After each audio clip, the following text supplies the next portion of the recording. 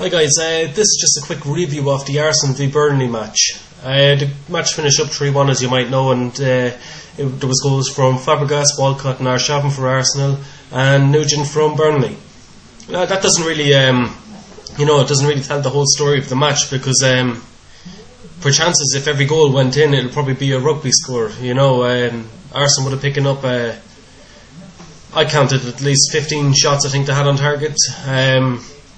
Bentner had 3 chances, 6 yards out from goal that he missed 3 of them, and he also missed another chance from 7 yards out and another one from 8 yards out. So on another day, Arsenal probably would have won them by an awful lot more. But I'm not going to take much away from that from the match, because all that really matters as far as Arsenal are concerned and Arsenal fans are concerned is the 3 points. I know they'd like to get up the goal difference, but the last thing they want to do is just completely throw caution to the wind and let in a goal when they're only 2-1 up, and if Burnley just set back and put 10 men in front of the goal line. But the match itself, it was hotly contested. You could see very early on Theo Walcott was he didn't make the most of a challenge, but he went down and he got back up, and I think he was trying just to man up a little bit. People are coming down on Walcott in the last few weeks. They're saying, like, look, when's this kid going to grow up? I know he's 20 years of age, but England fans are expecting a lot more of him. They want to see him consistently playing and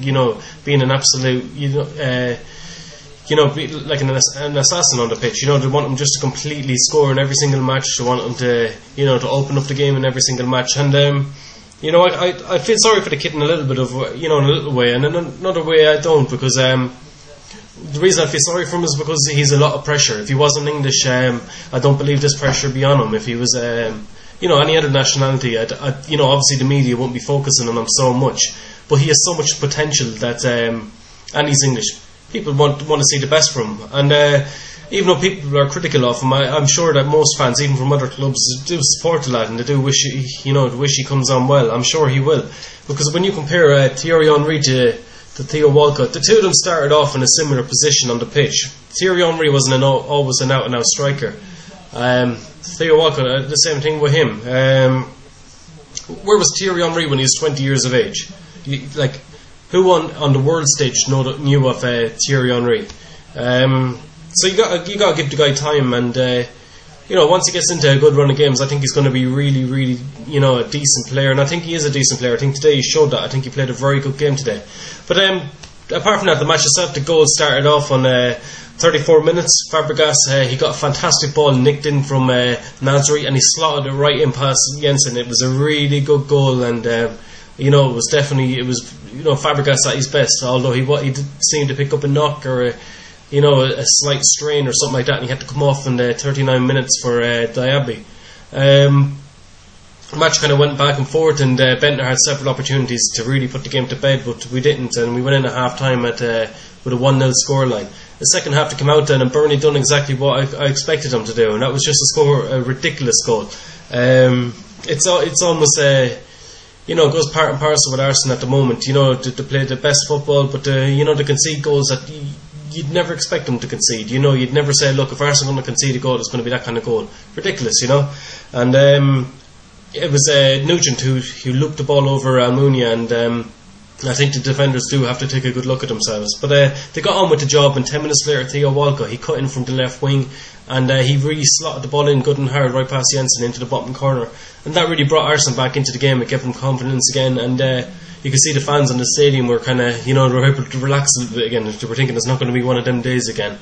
So the match kind of goes on anyways, and they're really pushing for this third goal, and it seems to be come from everywhere. Arshavin comes on for Rosicky, and he's really pushing now. He's coming back from his injury, and I expected him to score. I expected him to create something, but I didn't expect him to be his usual self, because he doesn't want to have a reoccurrence of this hamstring problem, especially with the big match coming up against Porto during next week on Tuesday night. But on the 94th minute, then he slots in, and he really does. He just drives the ball in past Jensen, and he puts up a good display for himself on his first day back from injury. The match finished 3-1 then to Arsenal, puts Arsenal top of the table alongside Chelsea. We're in second place right now at the moment, and all depending on the Man United and Wolves match. Arsenal could stay there right now at the moment. The fixture running for the rest of the season is starting to look pretty decent now for Arsenal. They have a few tough matches. Birmingham City away, they have Man City at home, and they have Tottenham Hotspur away. So they're the three tough matches. But if they can get through them, like they did with the likes of Stoke, you know, they went there. Everyone expected them. All the critics expected them, you know, to really fold over and you know, not pick up 3 points there. But if they can really go and pick up the 3 points at both of those matches, you know, they have a decent chance of winning the league. I'm not taking anything away from Manchester United or Chelsea, because, you know, they're Manchester United and Chelsea at the end of the day. They win matches, and you know, they can really turn matches around even whenever they're losing. You know, you can never really write the guys off. The only thing that I do take comfort with is one of them is guaranteed to drop points. Chelsea and Manchester United have to play each other. Whether or not I'd like to see a draw there or not, I'm not too sure at the moment. But we'll see how the points are once we get up there. But that's it really. I want to get the fans' point of view. Arsenal fans, how do you feel about being up there now, right up the top of the table again? People had us wrote off a few weeks back. And, you know, whatever happens, at least Arsenal can hold their head up at the end of the season right now.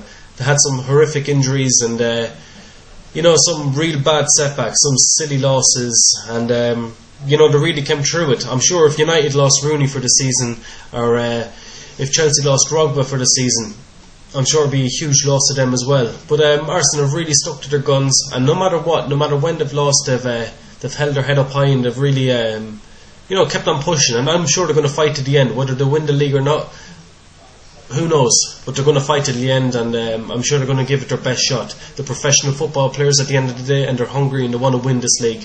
So I think they have every chance. But Burnley, on the other hand, I'm really fearing for Burnley at the moment. They haven't run away from home all season. They've only picked up the 1 point away from home, and they're right now languishing in 19th place on the table. Bolton win today at West Ham didn't do them any good either, so it's a big problem for them. And I just want to get your point of view. Obviously you're not going to be happy to go back down, but how do you feel? Do you think if you go back down, is it the end of the world for Burnley, or do you think you're going to come straight back up? Do you think your squad is a growing squad? You've got some good young players coming up, or do you think you're going to escape this relegation battle and you're going to survive until next season again? And that's it really. Don't forget to subscribe, leave your comments, and rate as well, and don't forget to share. And thanks to all you guys as well for all the really good messages you've been sending me, and all the good comments you leave, and the 5-star ratings that you do put up as well. It's all really good. Thanks very much. And don't forget to check out Alex Dyer 3. He's got a really great channel as well, and it's well worth a look at. Okay, thanks.